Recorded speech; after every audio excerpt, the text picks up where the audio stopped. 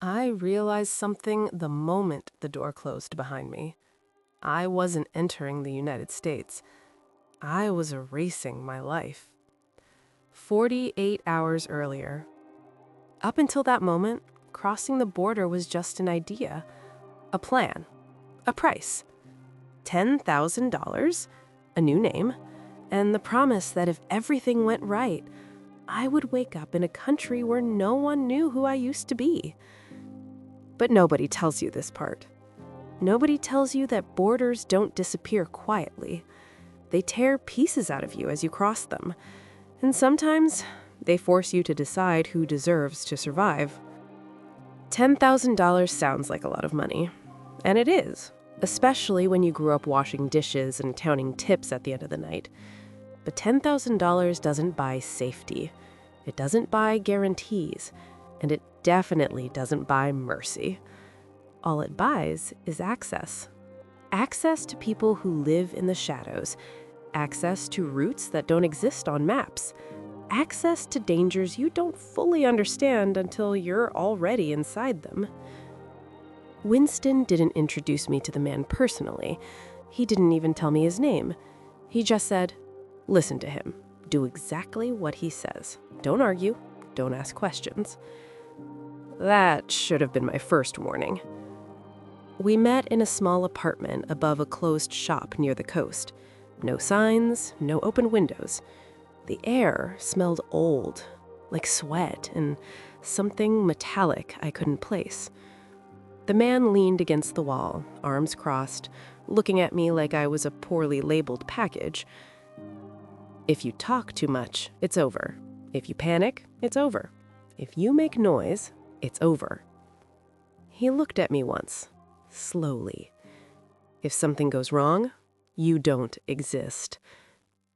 No threat, no shouting, just facts. That's when I understood something important. This wasn't a rescue. It was a transaction. There were 7 of us.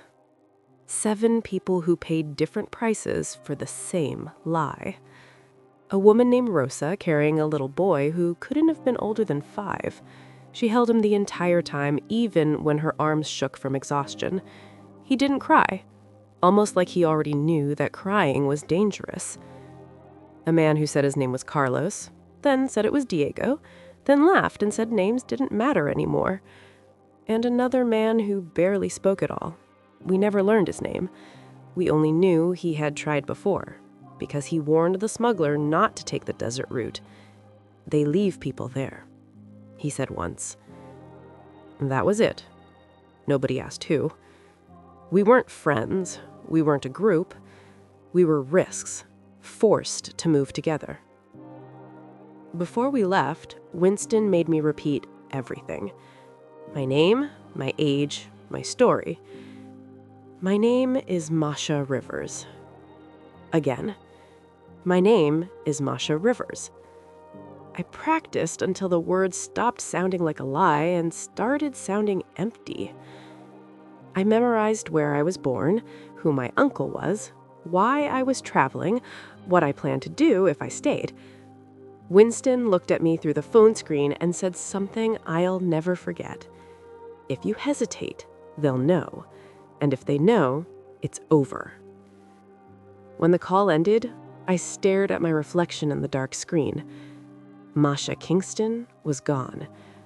I didn't know who this new person was yet, but I knew one thing. She couldn't make mistakes. We didn't leave right away. First came the waiting.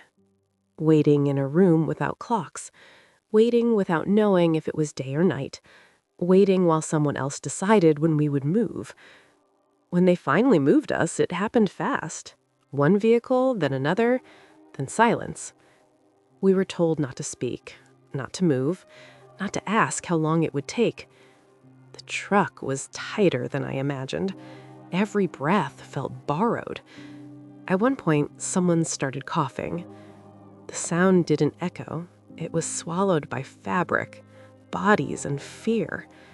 The smuggler stopped the vehicle once, listened, then said quietly, "If that happens again, we leave you."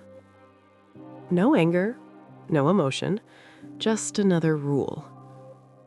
I remember thinking how strange it was that survival became a negotiation. It happened just before sunrise. We were supposed to switch vehicles near a safe house. At least that's what we were told. But something went wrong. Rosa's son collapsed. He didn't cry, he didn't scream, he just stopped moving. Panic spread through the group like electricity. The smuggler crouched down, checked his breathing, then stood back up. "We don't have time," he said. Rosa begged. Not loudly, not desperately, just enough to be heard. No one stepped forward, because stepping forward meant staying, and staying meant being found. I didn't say anything. That's the part that still weighs on me. I didn't say anything. Another man pulled Rosa up by the arm. The child moved just enough to breathe again. The smuggler looked at the road. Next stop, no delays. And we kept going. That's when I understood something. Survival doesn't always look heroic. Sometimes it looks quiet, cold, and selfish. The final checkpoint came faster than I expected. Lights, uniforms, a pause that lasted too long. Someone asked a question I hadn't practiced. My mind froze. Just for a second, just long enough to feel everything slipping away. I said my name. Again. Slower this time. The agent looked at me, then at my documents, then back at me. I thought about Winston, about Natalia, about the girl who thought crossing a border meant freedom. "Miss Rivers," he said. My chest tightened. "Follow me." The room was cold. Too clean. Too quiet. I sat alone, hands together, heart beating so loud I was sure it could be heard outside. This was it.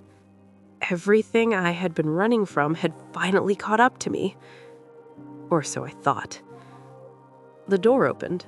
The agent handed back my documents. "You're clear," he said. That was it. No apology, no explanation.